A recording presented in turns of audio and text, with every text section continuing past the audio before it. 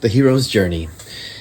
Me, as a writer and as a storyteller, of course, I'm so fascinated by the hero's journey. It's something that, most, if not all, storytellers learn about from early on. But I think beyond that, as humans, as people, we are fascinated by the hero's journey.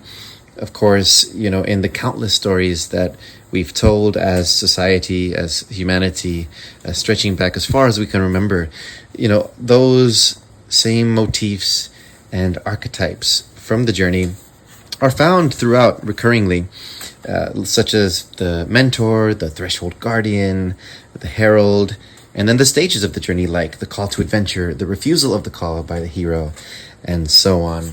And I think one of the reasons why we are so intrigued by it and fascinated is that we see ourselves reflected in that journey.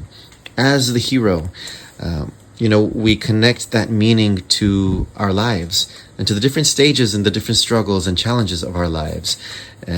Maybe as one big hero's journey, or as constant cycles of the hero's journey. We're constantly finding new struggles, new challenges, new calls for adventure that we refuse, and then we end up having no choice but to take on, and then we change and we evolve and we become better and we become those heroes of our stories.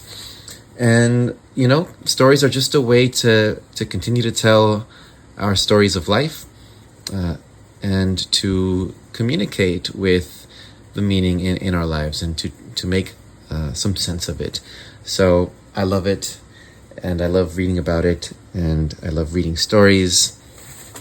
And so that's why I encourage everyone to continue reading, continue taking in stories, fiction stories, non-fiction stories from real people, but also, from people that didn't exist, because even in those beautiful fiction stories that are maybe not real, there's so much truth to uncover and to discover and to learn from.